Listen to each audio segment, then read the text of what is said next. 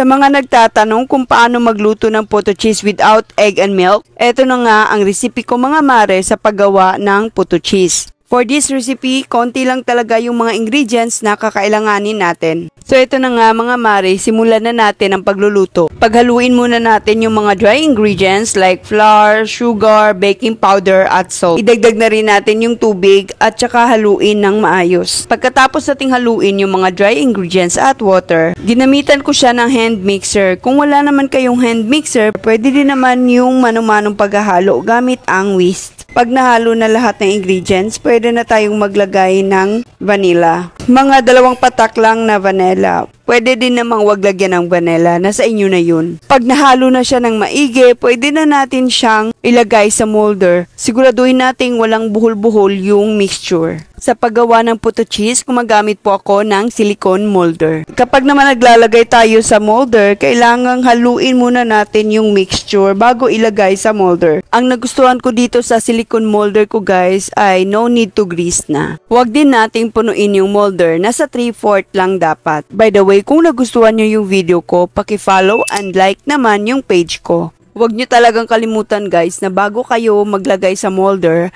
haluin nyo muna yung mixture para hindi siya magmukhang kutsinta pag naluto na. Kailangan din boiling water talaga bago natin ilagay yung ating steamer. Sa pagluluto ng puto cheese, kailangan talaga nating orasan yung ating pagluluto. Sa akin naman, dahil maliit yung molder ko, 7 minutes lang ay luto na siya. Para hindi tayo laging nagbubukas. Mag-insert lang tayo ng toothpick sa puto at pag malinis siya, ibig sabihin luto na yung puto. Isa pang dapat tandaan, kailangan ding hindi na mainit yung puto bago natin siya alisin sa molder. Alam nyo guys, gustong-gusto ko talaga itong molder ko. Kasi pang isang bite lang talaga siya, hindi siya malaki. So ayan guys, gandang-ganda talaga ako sa outcome ng aking puto cheese. Perfectly made talaga. May mga nagtatanong din sa mga previous videos ko kung saan nga ba ako nakabili ng ganitong molder kasi cute daw talaga. Sa bansang Thailand ko nga ito binili guys. Gusto ko sanang dagdagan itong mga cute na silicone molder ko guys. Pero nung nasa Thailand pa ako, wala na talaga akong mahanap na ganitong molder guys. Back to cooking, repeat procedure lang tayo hanggang sa maubos natin yung mixture. Maganda nga rin itong gawing negosyo dahil wala ngang egg at milk. Mahal kasi yung egg at milk. Ganun pa rin naman masarap pa rin kahit wala siyang egg at milk. Subukan nyo itong recipe ko guys at siguradong masasarapan kayo. So that's it guys for today's vlog. This is how I make perfect puto cheese without egg and milk. Follow me for more! Yummy!